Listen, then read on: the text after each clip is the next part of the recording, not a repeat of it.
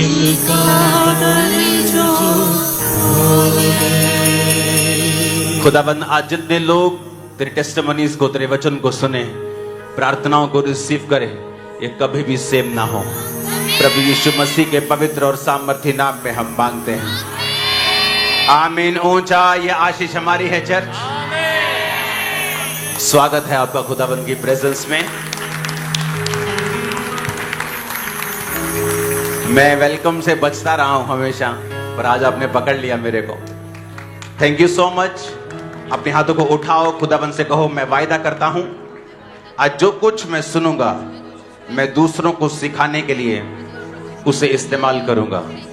प्रभु यीशु मसीह के सामर्थी नाम में हम मानते हैं। सब जन बैठ जाओ, अपनी बाइबल को खोलो। आप मेक श्योर करें कि आप अपनी स्पिरिट में एक प्रार्थना करते हो कि प्रभु तेरी आत्मा का जो मैसेज है मैं उसे सुनूं और मैं उसे बिल्कुल भी इग्नोर ना करूं।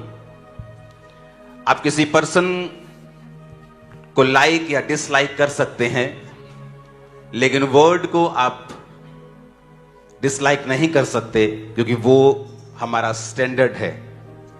इसलिए मैं ये चाहता हूं कि जब आप वचन को सुने और टेस्टिमनीज को सुने, अपनी स्पिरिट में एक प्रार्थना करें कि परमेश्वर आज तेरी आत्मा का जो मैसेज मैं सुन रहा हूं मैं उस पर चलने पाऊं और 100 गुना फलों को लाने पाऊं। प्रभु यीशु मसीह के पवित्र और सामर्थी नाम में हम मांगते हैं। ये वर्ड और जो गवाहियां आप सुनते हो ये साबित करती हैं कि परमेश्वर जीवित है।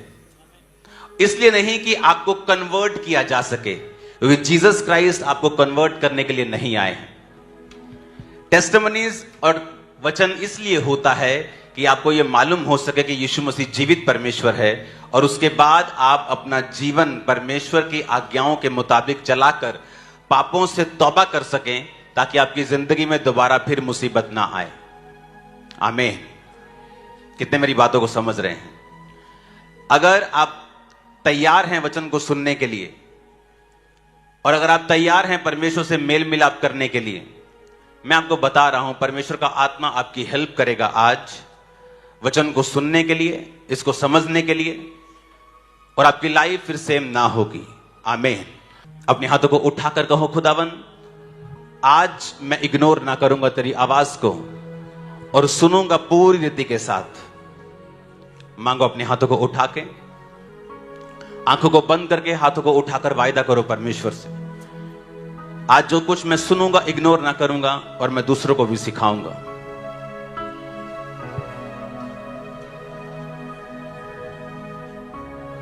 प्रभु यीशु मसीह के सामर्थी नाम में हम मांगते हैं। जितनी ताकत है तारीफ कर दो एक बार जरा खुदावंद। टेस्टिमनीज को हम सुनेंगे, और मेरा बिलीव है कि आप जब टेस्टिमनीज को सुनेंगे, ये आप ही के बीच की गवाहियां हैं जो ये साबित करती हैं कि परमेश्वर जीवित है और हमें अपने पापों से मन फिराना है और परमेश्वर की ओर चलना है। आमीन।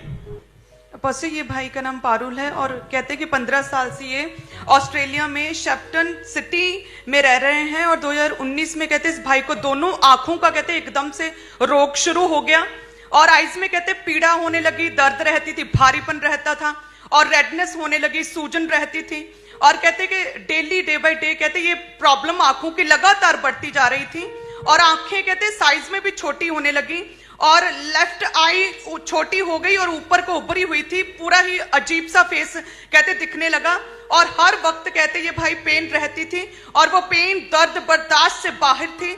हर समय कहते आंखों से पानी बहता था, और कहते प्रॉपरली कोई भी काम भी नहीं कर पाते थे ये भाई।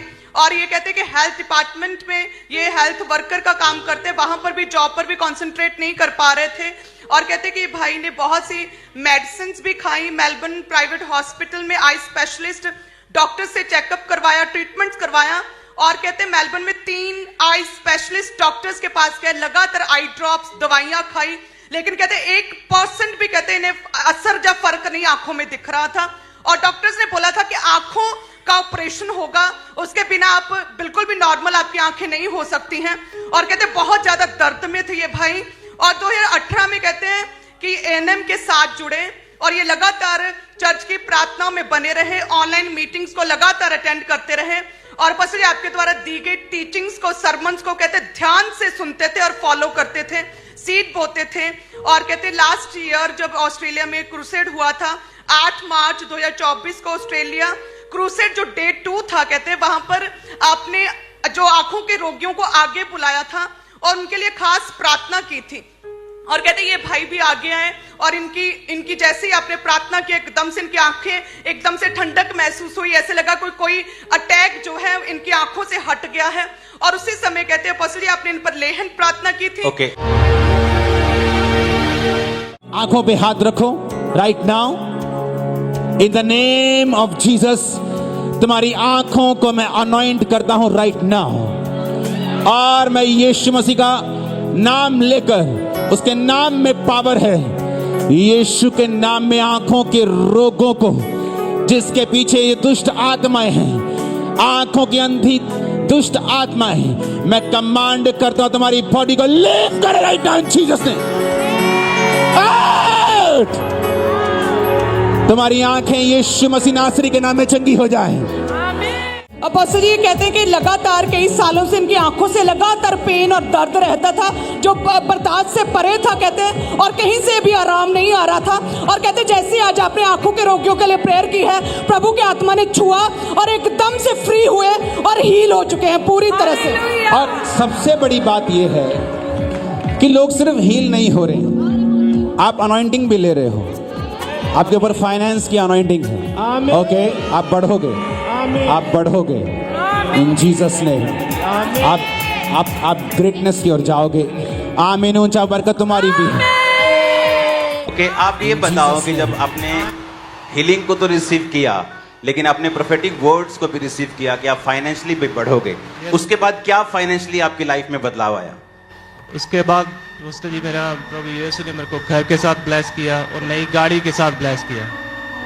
और ये कहते कि 3 करोड़ का इन्होंने अपना घर लिया, रेंटेड हाउस में 13 साल से रहते थे क्लीसिया, और कहते कभी ख्वाबो ख्याल में सोचा नहीं था कि कभी अपना घर लेंगे।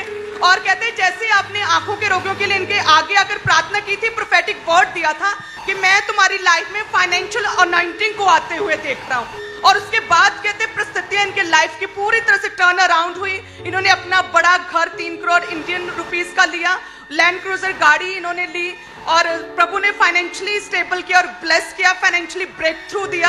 आंखों के रोग से भी प्रभु ने शिफा दी है। हालेलुया। जितनी ताकत है खुदाबंद के लिए तारीफ। सिस्टर करमजीत ये अपनी 13 साल से कहते हैं ऑस्ट्रेलिया सिडनी में रह रहे हैं और अपनी बेटी की टेस्टमनी देते हैं जो 7.5 साल की है। 3 साल पहले कहते हैं कि बेटी को चमड़ी का रोग हो गया था और कहते हैं कि फेस के ऊपर छोटे छोटे जख्म, चटाक जैसे पूरे फेस पर और पूरी बॉडी पर फैल गए थे और बहुत इरिटेशन होती थी। और कहते हैं कि बहुत स्वेलिंग थी और नहा नहीं पाती थी, साबुन लगते ही बहुत ज्यादा तकलीफ रहती थी। और कहते हैं सो नहीं पाती थी, बच्ची स्टडी में भी कॉन्सेंट्रेट नहीं कर पा रही थी। और सिडनी में ही कहते हैं इन्होंने मेडिकल सेंटर, क्लिनिक, हॉस्पिटल में चेक करवाया, डॉक्टर्स को दिखाया, लगातार मेडिकल ट्रीटमेंट, स्किन केयर चलता रहा। लेकिन कहते हैं कि बॉडी पर जो वो स्किन का रोग था, वो चटाक थे जो फेस पर हुए, पूरी बॉडी पर लगातार कहते हैं फैलते रहे। और पास्टर जी कहते हैं कि फिर ये पूरी तरह से जब निराश हो चुके थे तो 2022 में कहते हैं इनकी फ्रेंड ने इनको चर्च के एनएम के बारे में बताया। सिडनी से ऑनलाइन लगातार मीटिंग्स को अटेंड करना शुरू किया और कहते जैसे वचन सुना इन्हें बहुत अच्छा लगने लगा। फिर कोई भी मीटिंग ये यूट्यूब से मिस नहीं करते थे। और पास्टर जी इन्होंने एनएम जूम लेहन प्रार्थना इस बहन ने अपने बच्चे के लिए करवाई थी 8 सितंबर 2024 को। जो ऑनलाइन है मैं आप पर प्रार्थना कर रहा हूं, जो जूम हॉस्पिटलाइज्ड सीरियस लोग हैं जो नहीं कर पा रहे थे उसे करना शुरू करो। इन जीसस नेम तुम चंगे हो चुके हो और आजाद हो चुके हो। ओके। और जैसे ही आपने प्रार्थना की कहते हैं उसी समय कहते हैं वो इरिटेशन सेम टाइम बंद हुई जैसे ही आपने स्क्रीन पर प्रार्थना किया और जख्म सूखने लगे। डे बाय डे रिकवरी शुरू हो गई। स्किन का सारा रोग पूरी तरह से जाता रहा और स्किन पूरी तरह से नॉर्मल हो चुकी। और अभी वो इवेंजलिज्म कर रही थी, मैंने देखा फोटो में। हाँ जी, और पूरी तरह से हील हुई वो। हाँ जी, तारीफ करो जोर से। और देखो नई फोटो। और जितनी ताकत है हाथों में तारीफ कर दो खुदावंद के नाम।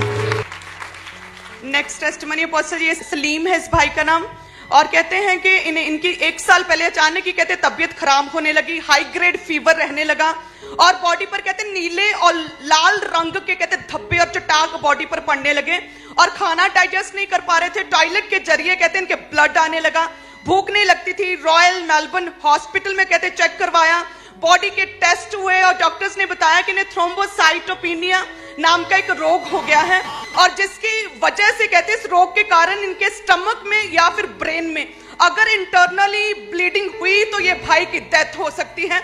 इतनी ज्यादा भयंकर बीमारी इस भाई को हो गई थी और कहते प्लेटलेट सेल्स जो हैं वो 13,000 रह गए थे, जो नॉर्मली 4.5 लाख होते हैं और बहुत ही वर्स्ट कंडीशन हो चुकी थी। Royal Melbourne hospital emergency ward में कहते इन्हें रखा गया और प्लेटलेट चढ़ाते थे, कंडीशन फिर भी सुधर नहीं रही थी और फिर ये कहते 2024 में वापस वहां पर कराची में चले गए और वहां पर भी कहते लगातार इलाज करवाया, लेकिन कहते कोई भी आराम नहीं आ रहा था। Day by day condition worse होती जा रही थी और कहते कि इस भाई की बॉडी पूरी तरह से फूलनी शुरू हो गई थी और पूरी बॉडी में स्वेयर पेन रहती थी और कहते हैं यहाँ पर डॉक्टरी में लाइन में ही एक जॉब भी करते हैं और बीमारी की वजह से 11 लाख रुपया इनका खर्च हुआ था, लेकिन कोई भी आराम नहीं आ रहा था।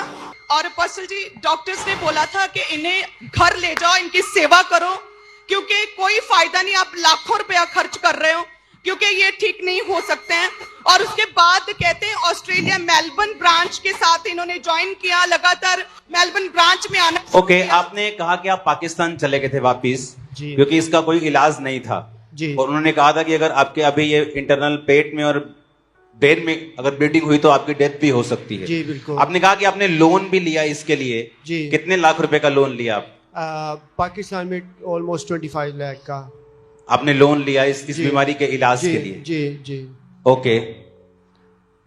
और अपोस्टल जी जूम लेहन प्रार्थना इस भाई ने करवाई थी क्योंकि मेलबर्न ब्रांच में आ रहे थे, लगातार यूट्यूब के माध्यम से जुड़े हुए थे खामरा के साथ और कहते जैसे ही जूम लेहन प्रार्थना किया, आपने उधर से हीलिंग की घोषणा की, उसी पल से कहते हैं इनकी रिकवरी शुरू हुई और जो ऐसा रोग, भयानक रोग जिसकी कभी भी कहते हैं किसी ने सुना भी नहीं था, ऐसे रोग के विषय में प्रभु ने छुआ और कहते परमेश्वर ने हील किया है उस जूम लेहन प्रार्थना के बाद और ये भाई पूरी तरह से कहते हील हो चुके हैं। आप चले गए थे इलाज करवाने के लिए? जी नहीं, मुझे था कि पता नहीं मैं बचूंगा कि नहीं, और आप अपने घर जाना चाहते थे? घर जाके फैमिली से मिल के आऊँ, तो वहाँ गया तो मेरी और ज्यादा हालत खराब हो गई। तो डॉक्टर ने कहा कितना खर्चा होगा, मेरे पास पैसे भी नहीं थे इतने ज्यादा, तो फिर मैंने वापस ऑस्ट्रेलिया आ गया ताकि मैं इधर से ट्रीटमेंट। और आप पहले मसीह में थे? जी, क्रिश्चियन थे पहले? जी मसीह में। और फिर आपको मिनिस्ट्री के बारे में मालूम हुआ, आपने ज्वाइन किया, जूम लेहन प्रेयर हुई, रिकवरी शुरू हुई, जी बिल्कुल। अभी आप पूरी तरह हील हो? हाँ जी। और जूम प्रेयर में आपने कहा कि आप जाके नेक्स्ट वीक अपना टेस्ट करवाना, सबको कहा, तो मैं गया, मैं टेस्ट कराया तो मेरे प्लेटलेट नॉर्मल आए और अभी तक normal. Praise the Lord. Family अब क्या क्या कहती है?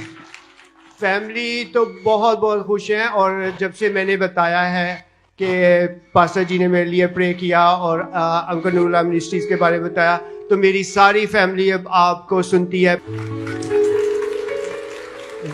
आप इमेजिन कर सकते हो क्या? अच्छा, क्यों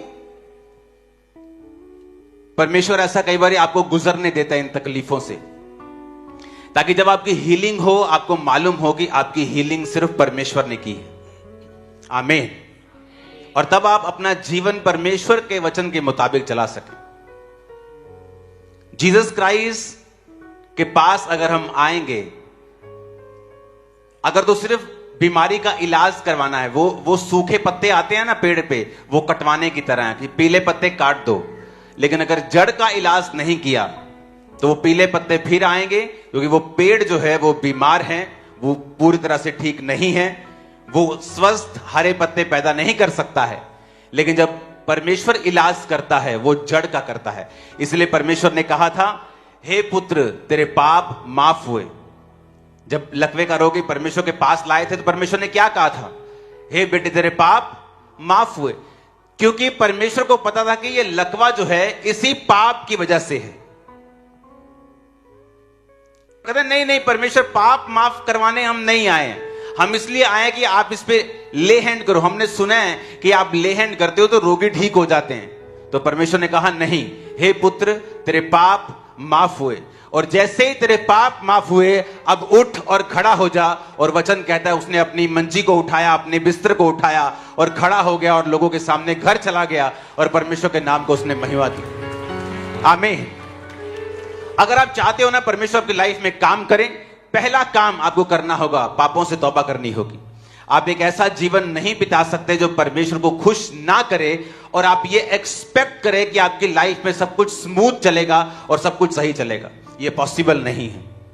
आप परमेश्वर की उपस्थिति में खुदाबंद को कितना आदर देते हैं, इसी बात से आपकी लाइफ निर्भर करती है कि वो कितना आगे जाएगी और कितना ही आशीषित रहेगी। हालेलुया। और इसलिए वचन में बार बार लिखा, परमेश्वर ने 38 साल के रोगी को जब चंगा किया तो परमेश्वर ने कहा अब फिर से पाप मत करना, ऐसा ना हो इससे भी भारी मुसीबत तेरी जिंदगी में आए। और आपने देखा उसने कभी नहीं पूछा कि प्रभु कौन सा पाप, मैं कौन सा पाप है जो ना करूं। उसने ऐसा कहा, उसने नहीं पूछा कौन सा पाप। उसे मालूम था उसने कौन सा पाप किया है जिसकी वजह से उसने सफर किया है। आप शैतान की वजह से सफर नहीं करते हैं, आप पाप की वजह से सफर करते हैं। जब सिन आपकी लाइफ में होता है आप सफर करते हैं, फिर दुनिया का बेस्ट डॉक्टर भी आपको छुड़ा नहीं सकता, आपका बड़े से बड़ा रिश्तेदार जो अमीर है आपको छुड़ा नहीं सकता, आपकी इंटेलिजेंसी, आपकी पढ़ाई आपको छुड़ा नहीं सकती। इसलिए परमेश्वर ने कहा अगर तुम मन फिराएगा और तौबा करेगा तो तू बचाया जाएगा। आमीन। तो इसलिए मिरेकल्स होते हैं। वचन कहता है जब तुम मिरेकल्स को देखेगा, साइंस एंड वंडर्स को देखेगा, तुझे यकीन होगा कि परमेश्वर जीवित है और तू अगला जीवन फिर परमेश्वर के वचनों के मुताबिक चलाएगा। आमीन। अब पहला दिन आज मैं सिर्फ आपको वचन देने के लिए आया हूं, क्योंकि आज आपको बिना पाप के छुड़ाए, बिना पाप पर वचन दिए आपके लिए हीलिंग के लिए प्रार्थना करना है कि जादू टोना करने के बराबर होगा। क्योंकि आप लोग अगर पाप के विषय में नहीं सीखेंगे कि वही जड़ है, अगर मैं जड़ को नहीं हिलाऊंगा, उसे ट्रीट नहीं करूंगा, तो मेरी जिंदगी में एक के बाद एक मुसीबत मेरी लाइफ में आती ही रहेगी। हालेलुया। तो अगर हम पाप की जड़ के ऊपर अटैक करेंगे तो वचन ये कहता है फिर जब जड़ ठीक होगी तो सब कुछ ठीक हो जाएगा। इसलिए परमेश्वर ने कहा था तू फिर से पाप ना करना, ऐसा ना हो इससे भारी मुसीबत। 38 साल का रोगी एक जगह पड़ा है, सारे लोग उसे छोड़ चुके हैं। एक आदमी के एवरेज 50-60 रिश्तेदार तो होते होंगे ना, पुराने जमाने में और अधिक ज्यादा होते होंगे। और नियुक्त समय पर बाइबल कहती है कि स्वर्गदूत आकर पानी को हिलाते थे। अगर उसके 50 रिश्तेदार भी हों तो 52 हफ्ते होते हैं एक साल में, कि एक हफ्ता नहीं कोई दे सकता एक रिश्तेदार कि चल यार 7 दिन मैं तेरे साथ रहूंगा, जब पानी हिलाया जाएगा, स्वर्गदूत हिलाएगा तो मैं तेरे को पानी में जल्दी उतार दूंगा, चल मैं तेरा साथ देता हूं। ऐसे हम सब रिश्तेदार एक एक हफ्ते की ड्यूटी ले लेते हैं और तुझे पानी में उतार देंगे जब स्वर्गदूत पानी को हिलाएंगे और तू हील हो जाएगा। तो वचन कहता है कि जब प्रभु यीशु मसीह ने कहा क्या तू चंगा होना चाहता है, तो वचन कहता है उसने कहा प्रभु मेरे पास कोई मनुष्य नहीं है जो मेरे साथ रह सके और जब पानी हिलाया जाए तो उसमें मुझे उतार सके। आप मनुष्यों पर आस रखेंगे, आप सिर्फ निराश ही होंगे, क्योंकि वो तब तक ही आपके साथ हैं जब तक पैसा, इन्फ्लुएंस और बरकत आपके साथ है। अगर ये चीजें जब जाएंगी वो भी आपकी लाइफ से तभी निकल जाएंगी। तो परमेश्वर कई बार सिखाता है कि हमें अपनी आस जो है वो मनुष्यों के ऊपर नहीं रखनी, क्योंकि वो आपको सिर्फ निराश ही कर सकते हैं। हालेलुया। और अगर हमें अपनी लाइफ में सचमुच परमेश्वर के स्पर्श को लेना है, हमें परमेश्वर के साथ मेल मिलाप करना पड़ेगा और पापों से तौबा करनी पड़ेगी। आज बहुत से लोग हैं जो वचन को नहीं मानते, किसी चर्च के साथ, किसी संडे कोई मिनिस्ट्री में नहीं जाते, किसी जीवित चर्च में नहीं जाते। क्या यह पाप नहीं है? आप कितनी देर तक फिजिकली चर्च से अलग रहकर पाप से बचे रहोगे? मैं नहीं समझता आप बहुत देर तक बचे रहोगे। कितनी देर तक आप प्रार्थना नहीं करोगे और पाप से बचे रहोगे? आज आपका दुश्मन शैतान नहीं है बल्कि पाप है। उसे पता है अगर उसे बीमारी का डोज देना है आपको तो वो नहीं दे सकता। बाइबल कहती है जब अय्यूब के पास वो आता था तो अय्यूब के आसपास उसने कहा परमेश्वर तूने बाड़ा बांधा हुआ है, मैं उसको चाहकर भी छू नहीं सकता, अब तू बाड़ा हटा और फिर मैं उसको छूंगा। जो लोग परमेश्वर में हैं तौबा में चलते हैं, शैतान ये बात जानता है कि वो उनको छू नहीं सकता, इसलिए वो कोशिश करता है दिन रात आपको क्वेश्चंस देने की, सवाल देने की। अगर परमेश्वर जीवित है तो ऐसा क्यों है, अगर वो ऐसा है तो वैसा क्यों है, ताकि वो आपकी लाइफ में पाप की एंट्री करवाए। और जब एक बार पाप घुसा फिर वो कुछ भी कर सकता है, आप उसे रोक नहीं सकते। इसलिए बाइबल कहती है प्रभु यीशु मसीह जब पागल के अंदर से दुष्ट आत्मा को जाने की आज्ञा दे रहे थे तो प्रभु ने पूछा कौन हो तुम? उसने कहा हम सेना हैं। सेना मतलब कि हम 5,000 से 12,000 के बीच सेना होती थी, तो उसने कहा हम सेना हैं। बाइबल कहती है कि उनको अथाह गड्ढे में जाने की आज्ञा दे रहा था, दुष्ट आत्मा को निकाल रहा था, पर वो दुष्ट आत्मा परमेश्वर से कहती हैं हमें अथाह गड्ढे में मत भेज, वो सामने सूरों का झुंड चल रहा है, हमें वहां भेज दे। क्या परमेश्वर के पास पावर नहीं थी कि वो शैतान के साथ क्यों बैठकर टेबल टॉक करेंगे, क्यों वो ऐसा करेंगे? पर वचन कहता है कि सुअर चराना बाइबल के मुताबिक पाप था, और शैतान ये दिखाने की कोशिश कर रहा था कि यहां पर वचन ब्रेक हो रहा है और मेरे पास अथॉरिटी है वहां जाने की, तू मुझे वहां भेज। तो परमेश्वर ने भी शैतान को मना नहीं किया, और वचन कहता है परमेश्वर ने कहा जा, और बाइबल कहती है वो शैतान की आत्माएं जो सूरों का झुंड था हजारों का, उनमें बैठ गई, अंदर समा गई, और वो पूरा उसका झुंड का झुंड नदी में जाकर पानी में डूब मरा। और सारे चरवाहों ने नगर में जाकर सुसमाचार सुनाया और परमेश्वर के बारे में बताया। शैतान के पास लीगल राइट है आपकी लाइफ में काम करने का, अगर आप परमेश्वर के वचन के खिलाफ है तो। फिर आप प्रेयर नहीं कर सकते हैं, आप तौबा कर सकते हैं, आप नहीं परमेश्वर से विश कर सकते अगर आपने जानबूझकर अपनी लाइफ को पाप में रखा हुआ है, आपकी प्रार्थना कबूल नहीं होती। मैं आपको यह बताना चाहता हूं, किसी प्रकार के गलत फहमी में नहीं रहना है। अगर आप सिन में हैं, आपकी प्रेयर्स कबूल नहीं होती, यह वचन कहता है। परमेश्वर जानता है आपको किन वस्तुओं की जरूरत है, लेकिन वो देता तब है जब आप मांगते हैं।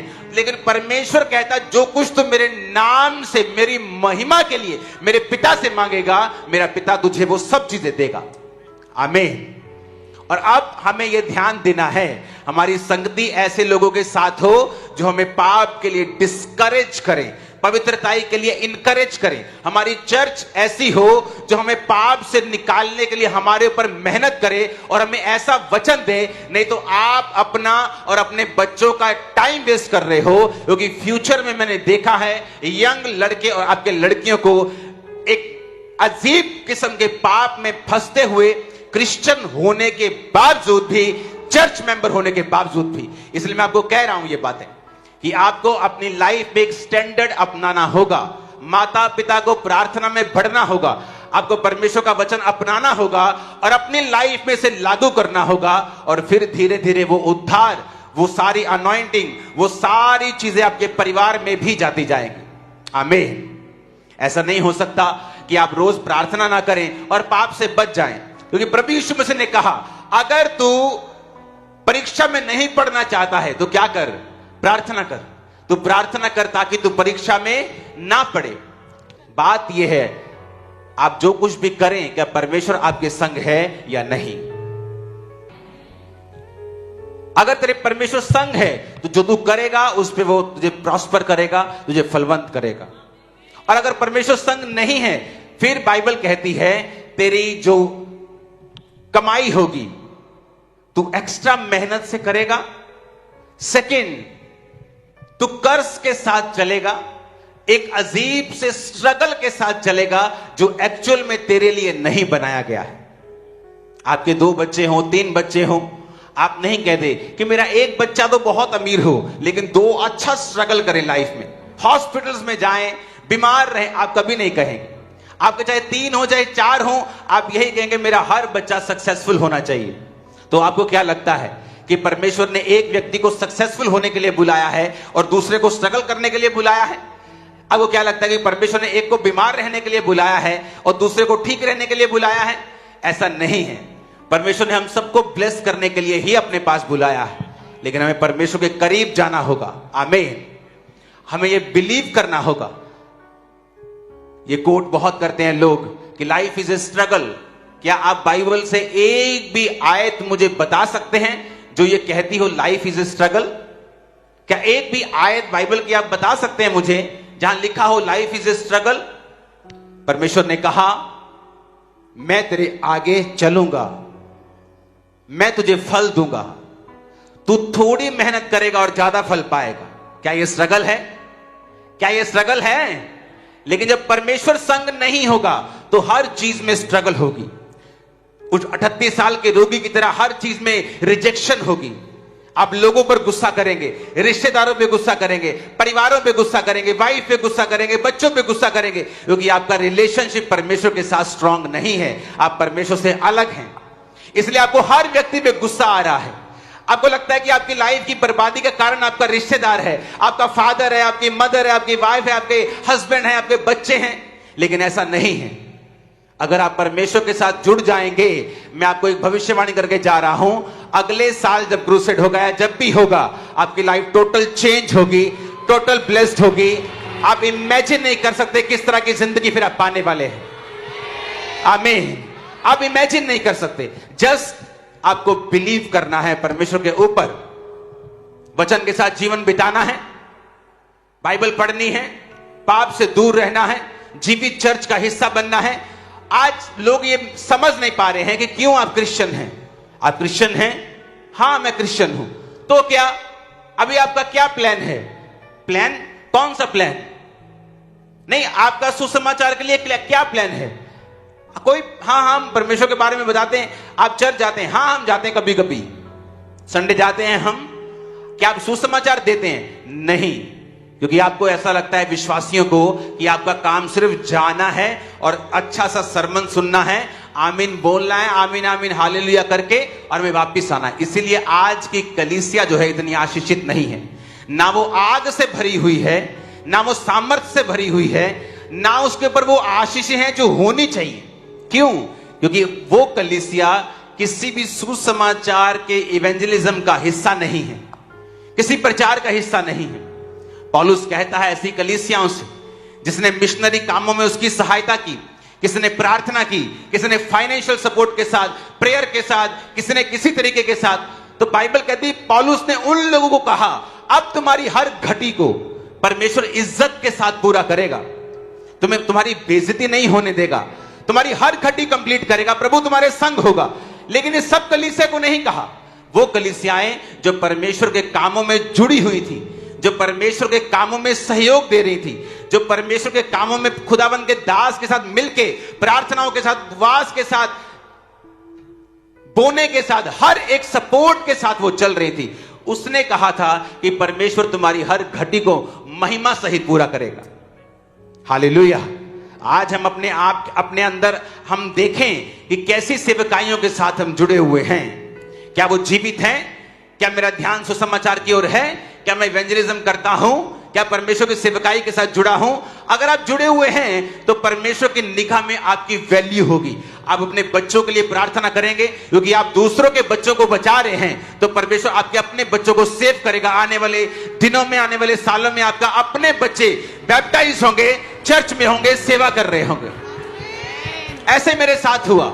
परमेश्वर ने मुझसे कहा, जब मैं अपने बीमारी के बावजूद भी, अपनी हीलिंग ना होने के बावजूद भी प्रभु से बहुत सारे क्वेश्चन करता था कि परमेश्वर मैं क्रिश्चियन तो बन गया हूं, लेकिन मैं हील क्यों नहीं हो रहा हूं? तो परमेश्वर ने मुझसे कहा, जा और लोगों को हील कर, जा और लोगों को ब्लेस कर, क्योंकि जिस नल में से पानी निकलेगा वो नल खुद सूखा नहीं रहेगा। लोग बोलते हैं खामरा चर्च में हीलिंग मिनिस्ट्री है। आपको पता है खामरा चर्च की वो हीलिंग मिनिस्ट्री जो आज हीलिंग मिनिस्ट्री के नाम से मशहूर है, जब मैंने सेवा हीलिंग की शुरू की थी सुसमाचार की, तो मैं खुद हील नहीं था, खुद चंगा नहीं था, खुद बीमार था, और उसी बीमारी में मैंने सेवकाई को शुरू किया। और परमेश्वर ने कहा था जिस नल में से पानी निकलेगा वो खुद भी सूखा नहीं रहेगा। लोगों को हील करता करता कब मैं हील हो गया, आज आपके सामने है। और ऐसी हीलिंग डॉक्टर बोल चुके थे नहीं हो सकती। जलंधर के बहुत बड़े डॉक्टर हैं वो, जलंधर के आई थिंक अगर जलंधर के पहले 2-3 MBBS या MD डॉक्टर कोई होगा जलंधर शहर का, जहां जो एशिया में जिसके सबसे अधिक हॉस्पिटल जलंधर में है, तो जब मैं उस डॉक्टर के पास गया था तो उन्हें भी समझ नहीं आई थी, और उन्होंने अपनी अलमारी से, बहुत बुजुर्ग थे वो, मुझे मालूम नहीं दुनिया में है कि नहीं, एक बड़ी सी मोटी सी किताब निकाल ली थी, और मोटी सी किताब निकाल कर उन्होंने पूरा मेरा केस सर्च किया था, और मुझे कहा था कि वो मुझे डराना नहीं चाहते थे। उन्होंने कहा था मैं तुझे कुछ मेडिसिन दूंगा, लेकिन डोंट वरी, तुम अपना ध्यान स्पोर्ट्स की ओर लगाओ, इसकी ओर लगाओ। उनके पास कोई भी इलाज नहीं था।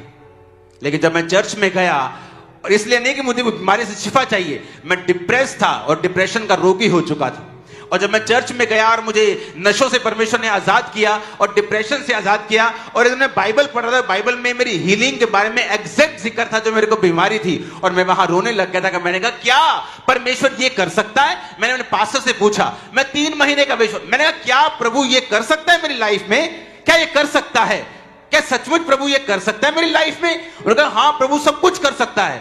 तो मैं हर टाइम, अगर मैं पुरानी बाइबल जो मैंने मेरी वाइफ को गिफ्ट दी है, अगर मैं आपको निकाल के दिखाऊं तो वो उस जगह से येलो है, क्योंकि मेरे सिर पे अनॉइंटिंग ऑयल लगा रहता था, और मैं ऑयल बाइबल पे ऐसे हाथ सिर रख के रोता रहता था घंटों, कि क्या प्रभु ये हो सकता है। जिस चीज को दुनिया, इस जलंधर का सबसे बड़ा डॉक्टर बड़ी पोथी लेके बैठ गया था और रिस्पॉन्स नहीं मेरे को दिया था, क्या ये हो सकता है। आज वो हुआ, जब मैंने पूछा था उसके 10 साल बाद हुआ, लेकिन हुआ जरूर। ये क्रिश्चियन जर्नी आपको अपनानी होगी, आपको परमेश्वर के संग चलना होगा, आपको एक नियम बनाना होगा, एक फैसला करना होगा कि आज से मेरी जिंदगी जो है वो खुदाबंद के साथ होगी। शैतान तो डंडा लेके खड़ा ही है, वो मैं जानता हूं उसको, वो आपकी लाइफ में काम नहीं कर सकता, लेकिन जब वो एक व्यक्ति को परमेश्वर से दूर देखता है वो काम करता है। परमेश्वर ने मना नहीं किया, जा और सूरों के झुंड में चला जा।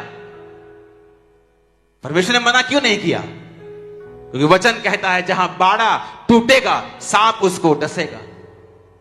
आप वचन तोड़ेंगे सांप डसेगा, उसमें परमेश्वर का कसूर नहीं है। उस ट्रबल में परमेश्वर का कोई लेना देना नहीं है। यह आपका डिसीजन था खुदाबंद से दूर जाना। एक छोटा बच्चा अपने माता पिता से जब तक नजदीक रहेगा सुरक्षित रहेगा। अगर वो जिद करके दूर जाना चाहेगा तो वो अपनी सेफ्टी का खुद जिम्मेवार है। वही आपने किया, लोगों ने किया। हालेलुया। और मेरे को समझ आया जब मैंने कहा क्या ये परमेश्वर ऐसा कर सकता है? कहते हां कर सकता है। वो भी पास्टर ने नहीं, वहां एक विश्वासी बहन बैठी हुई थी, उसने मुझसे कहा, मैंने कहा क्या परमेश्वर ये बाइबल में जो लिखा क्या ये कर सकता है ऐसा? मैंने पंजाबी में कहती हां परमेश्वर सब कुछ कर सकता है। और मैं तब से परमेश्वर के पीछे चला गया। मुझे मालूम था कि अगर परमेश्वर मेरे डिप्रेशन को दूर कर सकता है, अगर वो मेरी दूसरी बीमारियों से मुझे शिफा दे सकता है, तो इससे भी मुझे शिफा दे सकता है। परमेश्वर ने आपको एक संबंध, एक रिलेशनशिप बिल्ड करने के लिए बुलाया है। जो परमेश्वर के असली विश्वासी होते हैं ना, वो परमेश्वर की प्रेजेंस में ज्यादा कंफर्टेबल होते हैं। और जो नकली विश्वासी होते हैं वो दुनिया में ज्यादा कंफर्टेबल होते हैं। वो मैरिजेस में, पार्टीज में ज्यादा कंफर्टेबल हैं, गानों में कंफर्टेबल हैं। लेकिन परमेश्वर का जो असली जन है वो अपनी प्रार्थना के रूम में कंफर्टेबल है। वो अपनी प्रार्थना के कमरे में जहां खुदाबंद से वो रोज बात करता है, उसे ऐसा लगता है कि जिस तरह मछली को पानी में दोबारा डाल दिया जाए और मछली पानी में अपने जीवन के साथ घूमती फिरती है, एक असली विश्वासी ऐसा ही होता है। जब तक आप परमेश्वर से दूर हैं, एक अजीब सी बेचैनी आपके हार्ट्स में रहती है, आपके दिलों में रहती है। लेकिन जब आप परमेश्वर के साथ मेल मिलाप करते हैं और प्रार्थना के कमरे में जाते हैं और रोज प्रभु की उपस्थिति में बैठते हैं, आपको ऐसा लगता है कि जीवन आपकी लाइफ में प्रवेश कर चुका है। उसका आत्मा फिर आपको गाइड करता है, आपकी अगुवाई करता है, आपके बच्चों के लिए, बिजनेस के लिए, फाइनेंस के लिए, बॉडी के लिए। और वो सब चीजें जो दुनिया नहीं कर पाती, डॉक्टर नहीं कर पाते, आपकी लाइफ में पूरा होना शुरू होती है। आज मैं आपकी लाइफ के ऊपर प्रोफेसी करता हूं, जो डॉक्टर्स मना कर चुके हैं, इसी साल और अगले साल आप होता हुआ देखेंगे और गवाही के साथ होंगे आप। आमीन। मेरे को खड़कने वाला चाहिए अब। हालेलुया। ऊंची आवाज में हालेलुया। आप तैयार है खुदाबंद के साथ मेल मिलाप करने के लिए? क्योंकि उसके बिना कुछ नहीं होगा, कुछ नहीं होगा। फ्रस्ट्रेशन होगी, आप अपना रिश्तेदार पे गुस्सा निकालेंगे, अपने फेलियर का कारण आप दूसरे को समझना शुरू करेंगे, किस्मत को दोष देंगे, पढ़ाई को दोष देंगे, अपने कद को दोष देंगे, अपने कलर को दोष देंगे, आप सब चीजों को दोष देंगे। जबकि इन चीजों का सफलता से कोई भी लेना देना नहीं है। सफलता परमेश्वर की ओर से निकलती है। मैंने यूथ को गलत डिसीजन लेते हुए देखा है। रॉन्ग एजुकेशन लेते हुए देखा है, क्योंकि पवित्र आत्मा उनकी लाइफ में नहीं है। जिनकी लाइफ में पवित्र आत्मा है उनके डिसीजन भी राइट हैं, और पवित्र आत्मा उनको उसी दिशाओं में लेके जा रहा है जहां वो एक्स्ट्रा कामयाब होंगे, जहां थोड़ी मेहनत करेंगे जरूर, लेकिन ज्यादा फल होगा। अपने हाथों को उठाओ, मैं मसा करता हूं आपके हाथों को कि आज के बाद आप जिस काम में मेहनत करेंगे, अगर आपने आज तौबा कर ली है, मैं भविष्यवाणी करता हूं आप ज्यादा सफल होंगे यीशु मसीह के सामर्थ्य नाम में। आमीन। मेरे को ऊंचे वाला चाहिए चर्च। आपके हाथों को मैं अभिषेक करता हूं आज से कि आप कोई भी काम करेंगे, अगर आपने तौबा कर ली है, आप यीशु मसीह के नाम में 10 गुना अधिक सफल होंगे जो आप पहले थे। आमीन। ऊंचा ये आशीष हमारी है चर्च। मैं भविष्यवाणी करता हूं आपके बच्चे परमेश्वर में होंगे और सेवा कर रहे होंगे। मैं भविष्यवाणी करता हूं आपके बच्चे एक अजीब और अचंभी ब्लेसिंग्स को पाएंगे, फाइनेंशियली बहुत बरकत को पाएंगे। आमीन। ऊंचा ये आशीष हमारी है चर्च। मैं भविष्यवाणी करता हूं कि रोग आपकी लाइफ का हिस्सा ना होगा और आपके शरीर चंगे हो जाएंगे यीशु मसीह के सामर्थ्य नाम में। भविष्यवाणी करता हूं हर एक आत्मा जो आपकी लाइफ के ऊपर आपको तंग करती है, वो जादू की, टोने की, गंदगी की आपकी लाइफ को छोड़ के जाएगी और पूरी तरह से फ्री होंगे यीशु मसीह के नाम में। आमीन। ऊंचा ये आशीष हमारी है चर्च। मैंने कहा आमीन। ऊंचा ये आशीष हमारी है चर्च।